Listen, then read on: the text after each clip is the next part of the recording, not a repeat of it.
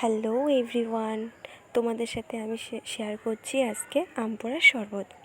যদিও আমি কোনোদিন ব্লগ করিনি, তবে আজকে মনে হলো একটু করি, তোমাদের সঙ্গে একটু শেয়ার করি, কারণ এত টেস্টি হয়েছিল আমার এই আম পোড়ার শরবতটা খেতে। যাই হোক, তোমরা তাহলে কন্টিনিউ দেখো আমার এই শরবতটা, তোমরাও এই গরমে খেয়ে উপকৃত হবে। প্রথমে আমি এই আম দুটোকে পেরে নিয়েছি, আমার কাছে দুটো আমই ছিল। তারপর ভালোভাবে ধুয়ে এইভাবে পোড়ানোর জন্য গ্যাসের ওপর দিয়ে দিলাম।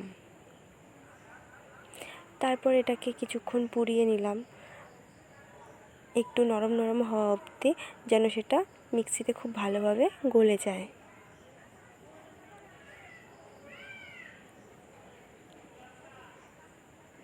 দেখো, আমার কিন্তু এই আমটা পোড়া হচ্ছে, অনেকটাই পোড়া হয়ে গেছে।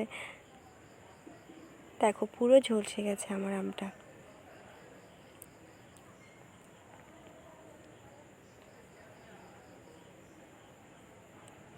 এখন এই দুটোকে আমি ঠান্ডা জলে নিয়ে নিয়েছি, এগুলোকে আমি একটু ছুলে নিয়েছি।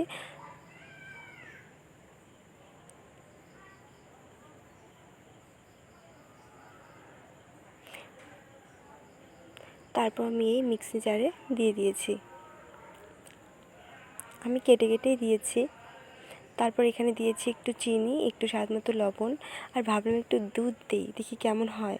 তো দুধ দেওয়ার পর টেস্টটা যেন আরোই পাল্টে গেছে, খুবই ভালো হয়েছে খেতে। তারপর এই তো মিক্সি করে নিলাম, দেখো কত সুন্দর হয়েছে। তারপর আমি দুটো গ্লাসে একটা করে বরফ দিয়ে দিলাম, তারপর ঢেলে নিলাম। আমার কাছে দুটো আমি ছিল, তাই 2 গ্লাস শরবতই হয়েছে।